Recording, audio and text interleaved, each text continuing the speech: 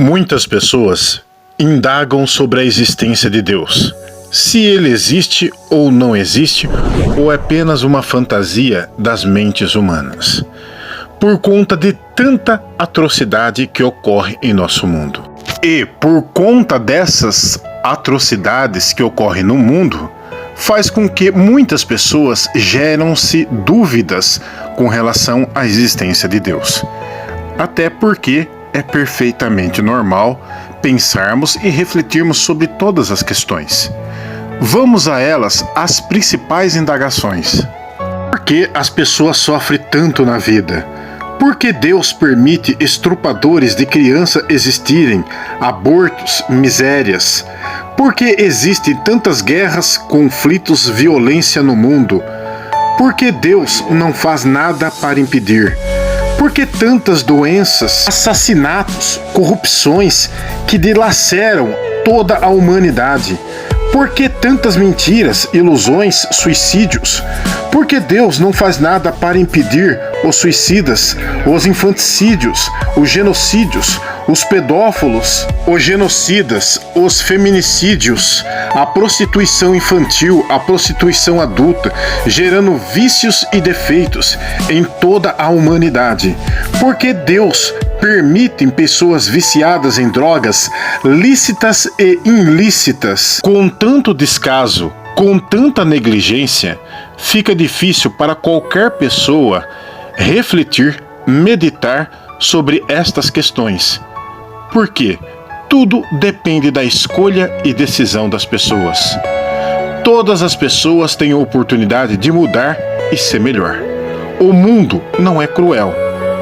São as pessoas que tornam o mundo cruel. Portanto, eu vou fazer as seguintes indagações para que você possa refletir da melhor maneira possível. Primeiro, quem contamina os seres humanos para se enriquecerem, gerando milhões de pessoas doentes? É Deus ou os próprios seres humanos? Segundo, quem faz as guerras, as atrocidades? É Deus ou os seres humanos? Terceiro, quem abandona as crianças em orfanatos, em latas de lixos e adoram prejudicar outras pessoas? É Deus ou é os seres humanos? Você que acha que esse mundo é cruel, tem a seguinte indagação para você. Quem torna o mundo cruel? É Deus ou é os seres humanos? Infelizmente, pessoas viciadas tendem a viciar outras pessoas.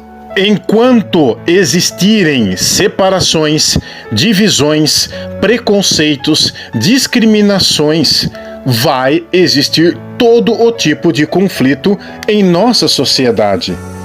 O maior poder na Terra é o sistema. Quem está a favor do sistema trabalha para o sistema e se enriquece. Existem milhares de pessoas protegendo esse poder a qualquer custo. E nesse exato momento, boa parte querem o quê? Se dar bem na vida. E eles vão dizer que isso é farsa, que isso é loucura. Então, por que algumas pessoas optam por ser dominadores? Por que algumas pessoas optam por ganância se tudo o que existe é abundante para todos? Por que as pessoas optam pelo poder, por fama, por querer se dar bem em tudo o que faz, gerando ruína, morte e submissão a milhões de pessoas?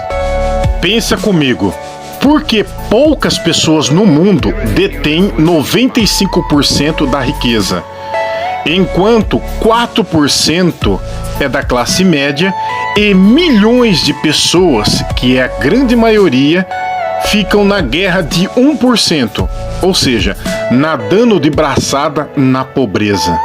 Por isso, 100% da pobreza no mundo geram inquietações, incomodações, desconforto, incompreensão, que por sua vez gera um caminho da ignorância, com explosões de crises, depressão, ansiedade, estresse, cansaço, fadiga, levando também à exaustão e, por fim, a morte de milhões de pessoas, sem nenhum respaldo científico, sem nenhum respaldo de nenhuma religião e sem nenhum tipo de política existencial para socorrer essas milhares de pessoas.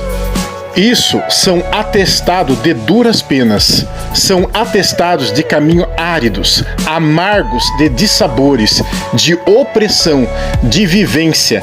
É óbvio que qualquer pessoa em sã consciência não vai acreditar em Deus. Ainda mais se mostrar a realidade para 8 bilhões de habitantes, ou seja, quase 1 bilhão de pessoas com transtornos mentais.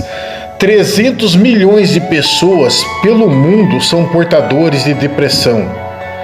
Mais 700 mil pessoas cometem suicídio todos os anos. Infelizmente, não para por aí. 10,6 milhões de pessoas ficaram doentes por conta da tuberculose.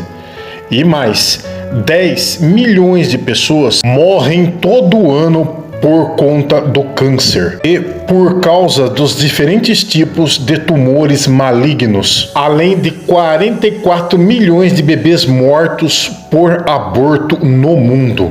Novamente eu reforço, por isso que muitas pessoas se indagam se Deus existe ou não existe.